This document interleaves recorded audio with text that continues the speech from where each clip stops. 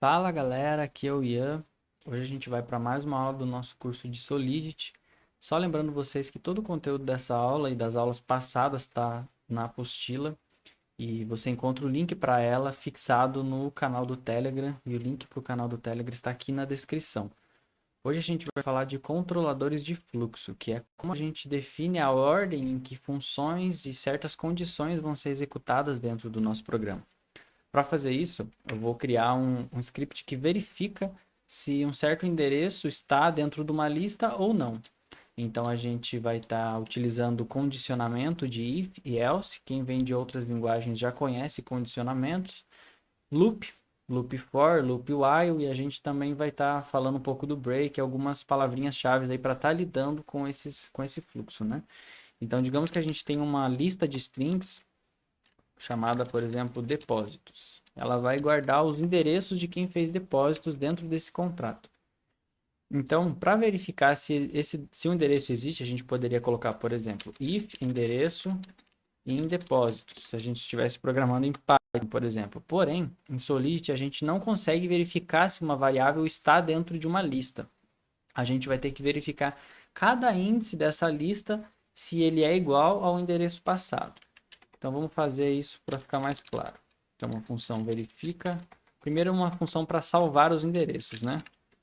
Salva endereços. Ela vai receber uma string endereço e vai guardar esse endereço dentro da lista de depósitos, né? Então você aprendeu na aula passada como é que a gente manipula a lista, a gente vai salvar os endereços dentro dessa função de depósitos. Aqui a gente precisa passar um memory. Então a gente tem a função que salva, agora vamos criar a função que verifica, né? Se o endereço passado está lá dentro. Então digamos que a gente chamou essa função salva endereços 4 vezes e guardou 4 endereços. E a gente passa um outro endereço e quer saber se ele está dentro dessa lista. Então a gente vai ter que pegar e comparar. O primeiro item dessa lista é esse? Não. Então é o segundo? Não. É o terceiro? E ele vai repetir isso, né? Para isso a gente vai usar um loop for. Então vamos criar a função verifica endereço e ela é externa também. Ela vai ser do tipo view, porque a gente não vai fazer uma alteração de dados. Então ela somente lê e verifica ali dentro se esse endereço está. Se estiver, retorna uma coisa, se não estiver, vai retornar outra coisa. E a gente vai fazer isso com um dado do tipo bool, que é um true ou false.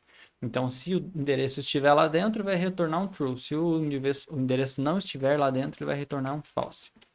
Para isso, a gente vai precisar passar esse endereço para a função. Então, como a gente vai fazer isso?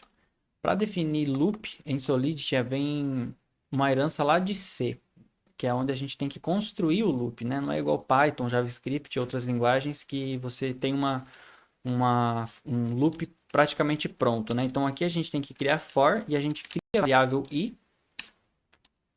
A variável i ela vai ser executada quantas vezes? Esse loop vai se repetir quantas vezes? A gente pode colocar 10, 20, 100, quantas vezes a gente quiser aqui. No nosso caso, a gente quer que esse loop ele percorra e verifique a lista toda. Então, para isso, a gente vai pegar o tamanho dessa lista. Para pegar o tamanho da lista, a gente usa o nome da lista .length. Então, enquanto o i for menor do que o tamanho dessa lista, i mais. Isso quer dizer que na primeira interação o i vai valer 0, na segunda ele vai valer 1, depois ele vai valer 2 e depois 3. Então ele vai incrementando 1 cada vez que esse loop acontecer. E o que ele vai fazer cada vez que esse loop acontecer? Ele vai verificar a lista naquela posição. Então, if depósitos na posição de i, que primeiro vai ser 0, depois vai ser 1, e assim sucessivamente, se é igual ao endereço passado. Se for igual ao endereço passado, return true.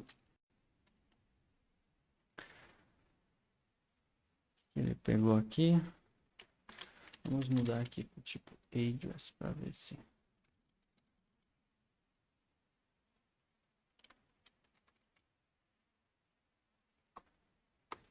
Então a gente mudou para endereço.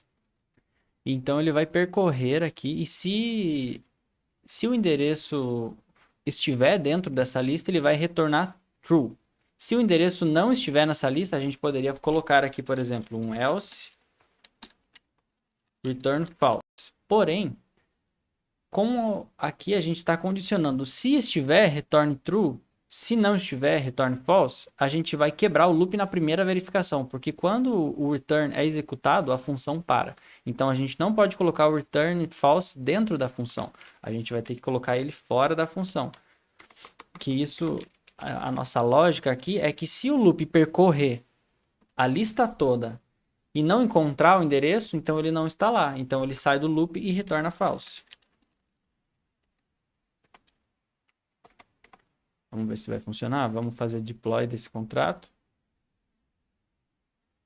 Então aqui a gente tem a função de salvar endereços e a função de verificar endereços. Vamos salvar 2 endereços lá dentro dessa lista. O primeiro aqui. E vamos salvar também o segundo endereço. Então a gente tem 2 endereços salvos. Agora vamos verificar se o último endereço está na lista. Nós sabemos que não está. Então, verifica o endereço. Ó, retornou um false, porque a gente sabe que o endereço não está. Vamos colocar o segundo endereço que nós sabemos que está. True.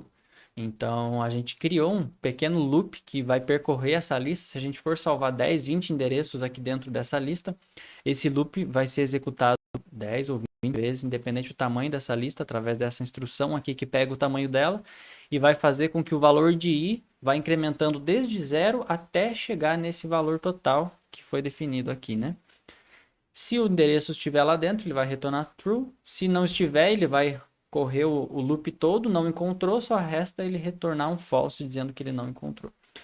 Então, o loop for ele é feito para repetições com um número limitado de vezes, né?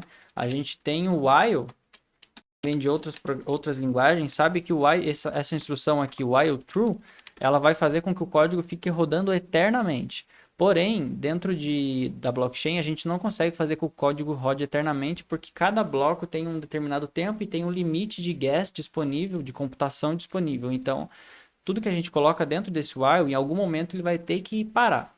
Para isso, a gente usa a instrução break. Então, a gente cria alguma condição, por exemplo, if certa condição, se for tal dia, se certa coisa acontecer, pare o loop. Então, a gente tem a instrução break, funciona também aqui para esse loop for. Em vez de retornar um true, eu poderia colocar um break para ele parar de percorrer esse loop e fazer outra coisa, né? Então, o while é pouquíssimo usado, eu vi em muito pouco código, porque o próprio for também tem um caso de uso muito necessário para usar ele, porque incute em alto preço de gas, de taxa de mineração, né, para os mineradores, está executando esse código repetidas vezes.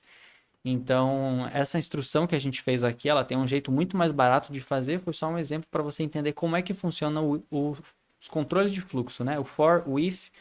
Então, o if é que se tem uma condição, ele é executado, se não, ele vai passar para outra condição.